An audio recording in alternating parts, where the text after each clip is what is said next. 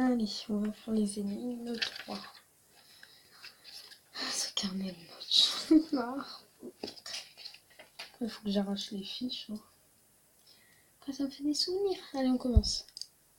On va commencer directement avec une énigme comme d'habitude plutôt simple, ça veut dire qu'en termes de tranche d'âge pour cette énigme, c'est à peu près pour les gamins de 8 ans. Mais bon voilà, on va commencer tranquillement histoire que le cerveau prenne un peu ses marques. Du coup voilà l'énigme en question. J'ai 192 poules, poule ne prend pas de S, et du coup expliquez pourquoi au juste. Je vous le dis directement. J'ai 191 poules. Poule ne prend pas de S. Et du coup, expliquer pourquoi au juste. Avant de faire le décompte, c'est encore une fois une énigme avec un piège dedans. Bref. J'ai 192 poules. J'ai 192 poules. Alors ça, je sais pas. 2 secondes. Faites pause maintenant si jamais vous voulez vraiment prendre le temps de répondre à cette énigme. Moi je fais le décompte. 3, 2, 1. Voilà la réponse à la question. Du coup le piège c'était que 192, fallait le prendre chiffre par chiffre. À savoir 1, 9, 2. Là je pense que vous avez très bien compris, 192 poules, c'est tout simplement un œuf de poule. Et donc c'est pour ça que le ne prend absolument pas de S. Je vous avais prévenu que c'était plutôt assez simple, mais bon, dites-moi quand même dans les commentaires si jamais vous avez réussi ou pas. Peut-être que vous avez fait une qualité, moi ça m'intéresse de savoir pourquoi.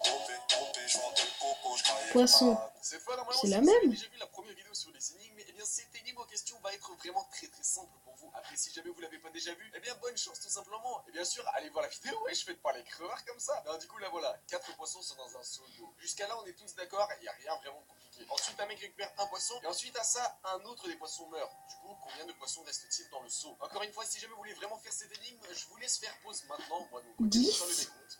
3, 2, 10. 1. Voilà donc la réponse. Alors tout simplement c'est 3. De base il y a 4 poissons, donc normal. Ensuite le mec récupère un poisson, donc il en reste 3. Et finalement un des 3 poissons meurt. Mais le truc c'est que même s'il meurt, ce dernier reste quand même dans le seau. Du coup ça répond bel et bien à la question qui était combien de poissons reste-t-il dans le seau? Du coup dites-moi comme d'habitude si jamais vous avez réussi à faire cette énigme ou pas. Peut-être que vous avez galéré ou pas. Et moi de mon côté je vais tout simplement passer à la prochaine énigme les potos. Ok, donc je pense qu'avec toutes les énigmes précédentes, votre cerveau est enfin dans le bain. En termes d'énigmes assez salope, encore c'est où tu dois réfléchir un truc alors que c'est complètement autre chose. Et bien cette énigme c'est exactement ça. Du coup là voilà. Une plante aquatique sur une mare grandit chaque jour, double de la taille qu'elle avait le jour précédent. Au bout de 7 jours, elle recouvre exactement la moitié de la mare. Et du coup la question est assez simple cette fois. Au bout de combien de jours recouvra-t-il complètement la mare? Comme d'habitude, si jamais vous... 4 au pif. Réfléchir sur cette énigme, je vous laisse faire pause sur la vidéo maintenant. Pour ce qui est de mon cas, moi je vais comme d'habitude faire mon décompte. Donc 3, 2, 1. Voilà donc la réponse. C'est tout simplement 8, parce qu'au bout de 7 jours, la plante avait déjà fait la moitié de la mare, et vu que chaque jour la taille double, et bien il suffit d'un jour de plus pour que la totalité de la mare soit recouverte, ce qui fait bel et bien 8 jours au total. Au final, avec cette énigme, j'aimerais tout simplement votre avis, en fait, comme d'habitude. Genre savoir si jamais vous avez réussi, mais genre me mitonnez pas en me disant ouais j'ai réussi alors que vous avez déjà vu la vidéo. Non, dites-moi véritablement si vous avez réussi ou pas, et dites-moi aussi si jamais ce style de vidéo vous plaît. Laisse faire un épisode 4 par la suite. Bref, tout se passe dans les commentaires, et nous on va passer à la prochaine énigme les potos. Bon, cette énigme par contre normalement est assez dure. Genre vraiment aucune vanne. J'ai regardé sur plusieurs sites différents et à chaque fois cette dernière était classée dans les plus dures. Du coup, là voilà une bonne fois pour toutes. Deux pères et deux fils sont assis autour d'une table. Sur cette table se trouvent 4 oranges, chacun prend une. Suite à cela, il reste une orange sur la table. Mais le truc c'est qu'il n'y a aucune contradiction dans cette énigme. Pourquoi? Expliquez tout simplement. En gros, je vous laisse faire pause maintenant pour essayer de comprendre pourquoi cette histoire a un sens bien précis. Deux pères et deux fils sont assis autour d'une table.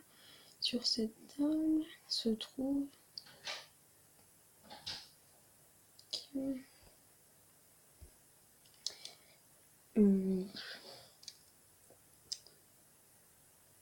je sais pas. Moi de mon côté, je commence le décompte.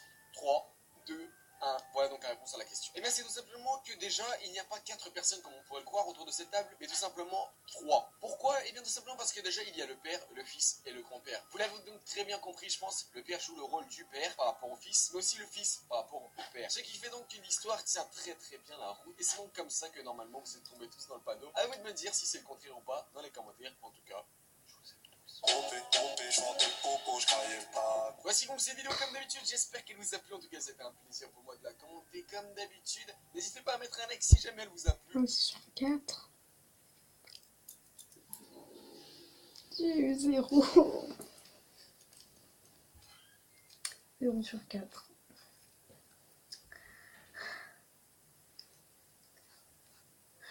Franchement, on est sur ma vie là.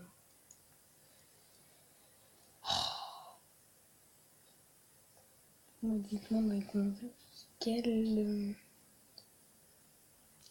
ligne vous avez trouvé parce que c'est pas possible.